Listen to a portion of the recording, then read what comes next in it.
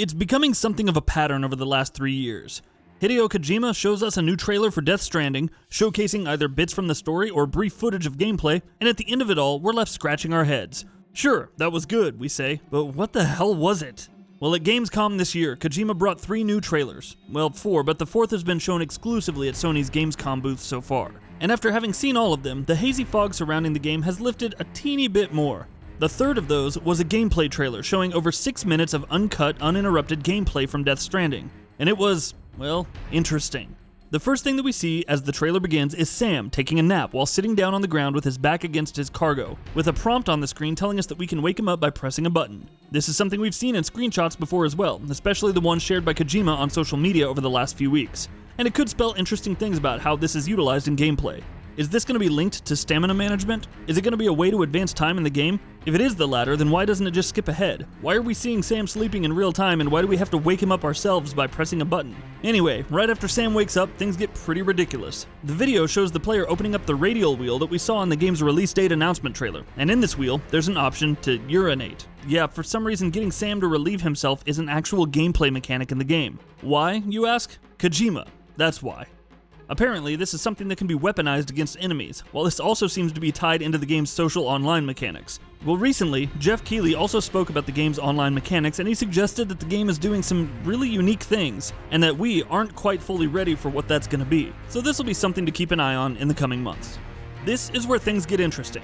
We see the player using some sort of scanning feature and entering into first-person view, and immediately the UI on the bottom left of the screen has some interesting hints. The first is about markers, with an option to place a marker and another to jump between those markers. Most likely, this is how players manually place markers for things and points of interest that they might see in the world. And the jump to marker option probably immediately points the camera in the direction of the next marker to show you where it is. The create sign option is also interesting. With very little to go on to be able to say what it is, based solely on what it's called, I would assume that it's something that lets you place messages in the world for other players to see, along the lines of Dark Souls, but then again that could be completely wrong. This one is pure speculation. Jumping ahead a little bit, there's a lot in this Ludens fan delivery terminal that we can talk about. The UI at this point also presents the player with a lot of options. Private Locker is pretty self-explanatory, while Share Locker could be a locker that we share with other members of the Bridges organization, or maybe it's related to the crazy online component of the game that we don't know anything about yet. Recycle, claim materials, and fabricate equipment all look like they're crafting related.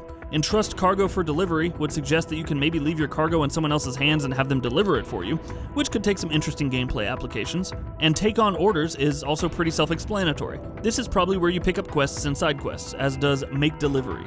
And the last one is the one that we're concerned with right now.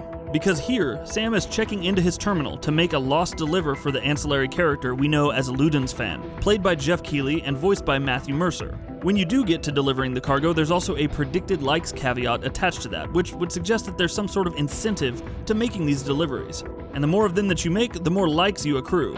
How these likes figure into the gameplay and to what extent is something that remains to be seen. Once Sam has made the delivery, the weight of his cargo also goes down, so we know inventory management is going to play a part as well. As soon as that's done, a voice in the terminal also tells the player that there's new orders available at the terminal. Now, here is where we get into the information that has emerged thanks to the game's Gamescom exclusive trailer, which hopefully will be put up online for everyone else to see soon. This information tells us that in Death Stranding, Sam will be using a floating necklace thing, which we've seen in previous trailers as well, to insert into terminals and thus reconnect isolated cities across the US. At this point in the trailer, that's what he does, which is immediately followed by a map popping up on the screen that tells us that a new strand has been established, thanks to another city being reconnected. The map also shows us how many cities have been reconnected in Sam's trek from the East Coast to the West Coast. Interestingly enough, 2 counters on top of the map also go up thanks to this. Upgrade points for abilities or equipment? Probably. The Ludens fan also tells Sam later that if he needs anything else, he'll contact Sam via mail, which means these terminals are probably not going to be the only way to collect new quests in-game. The next and final interesting thing that we see in this trailer is when Sam takes a fall off a cliff after exiting the delivery terminal, and upon impact, the bridge baby that Sam is carrying begins crying. The player once again goes into first-person mode and manually soothes the BB by apparently rocking the controller. This implies 2 fascinating things. The first is the relationship between Sam and his BB is clearly going to play at least some role in the game. Even in the Dead Man introduction trailer, which was also debuted at Gamescom, Sam is told not to get too attached to BBs, which seems like it's laying down some seeds for the narrative. In terms of gameplay, the fact that you have to soothe your BB yourself can have an impact on the way that you play in a couple of ways. For starters, it could factor into stealth. This is purely speculation, of course, but during stealth, could the BB possibly be spooked by something or someone in circumstances and begin crying, which would then attract the attention of enemies around Sam? And outside of stealth, how exactly does the BB crying affect the player, other than, the sound that it makes? Is that something else that players will have to manage in addition to their own health and equipment and such?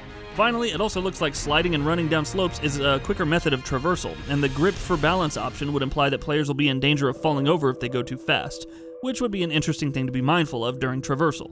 On the whole, it's fair to say that this wasn't the most exciting gameplay reveal. It definitely wasn't the kind of thing that we've been waiting for so long. Hideo Kojima has said, though, that he will be revealing new gameplay at the Tokyo Game Show next month, and we're surely, or hopefully, gonna learn new things about the game then. But at this point, can we even be sure that there will be a major gameplay blowout to explain what the core gameplay loop here is gonna be? It's starting to seem less and less likely.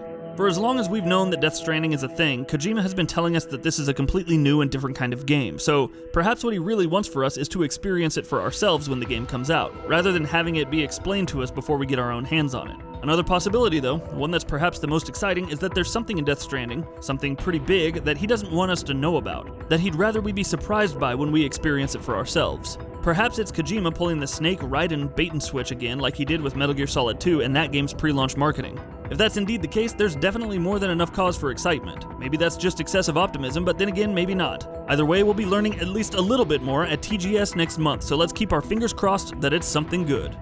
And that wraps it up. If you like what we're doing, please consider subscribing to our channel. We upload new videos daily. Also, don't forget to switch on the bell notification icon, that way you don't miss out on any of our videos.